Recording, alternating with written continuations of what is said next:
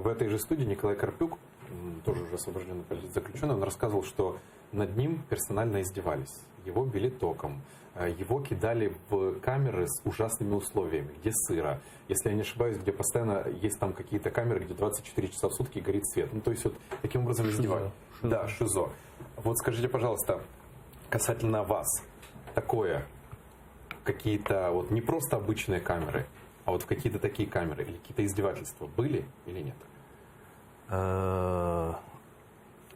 Физического воздействия на меня во время пребывания в Лефортово как такового не было. Но речь идет, скажем так, о влиянии физического с помощью мышц человека. Но если вы вот вспомнили относительно света, так он и в Лефортово горел постоянно, и люди просто покупали себе беруши или брали маски для глаз, потому что он постоянно горит, спать тяжело, и это, безусловно, воздействовало на сетчатку, и у многих людей там проблемы со зрением, а поскольку человек не спит, там не в темной даже передаче целой мы слышали по радио, вот, и это воздействует на его психику, то есть не выспавшийся, мало того, что стресс, еще и вот такие проблемы с освещением.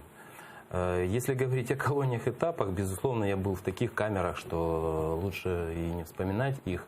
То есть плесень, настоящие грибы такие, знаете, выросшие, насекомые, мадагаскарские тараканы размером со спичечный коробок с ног сбивали, и ночью они начинали бегать в поисках крошек каких-то там, вот, в каких-то пакетах там шум такой был. Я уже не говорю про грызунов. То есть если в Кировском СИЗО это были мыши, то уже в колонии мы столкнулись с конкретным конфликтом с настоящими крысами, которые изворотливые. И когда их загоняешь в угол, они начинают атаковать. Вот, и мое имущество пострадало, скажем так. Хотя администрация пыталась решить проблему, но не решила. Был прессинг психологический. Кстати, склоняли к сотрудничеству? К сотрудничеству было одно предложение, ну точнее два. Первое это было в первый вечер, когда меня захватили. В следственном управлении вышел представитель этого управления следственного и сделал предложение о сотрудничестве со следствием. Вот. Вот что говорили вот конкретно? Расскажите, все говорят вот сотрудничество. Как происходит, да, как происходит этот процесс? Процесс уже в хронологии, если говорить, было задержание, то есть человек, находясь под этим колоссальным стрессом, испугом, паника, ну то есть описать это сложно, ужас. Вот, значит, одели на голову этот мешок. Вот, посадили в автомобиль, где-то полчаса возили по дороге, по кварталам. Во время этой поездки был такой жесткий обыск.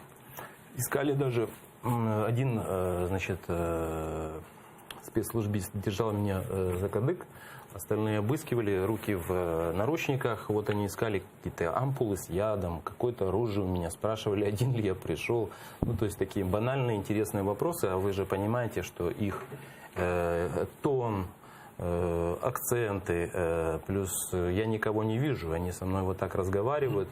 Вот. Но я не скажу, что это грубо было, но все четко распланировано, создавали атмосферу такую, нагнетания. Да? И потом, когда мы приехали в следственное управление, сняли этот мешок, повредив мне тут родинку, вот, достали там салфеточку, промокнули эту каплю крови, я понял, что как бы физического воздействия, скорее всего, не будет, а меня готовят к какому-то эфиру. Вот. Уже немножко мозг начал работать в другую сторону, поскольку ожидания были гораздо другими.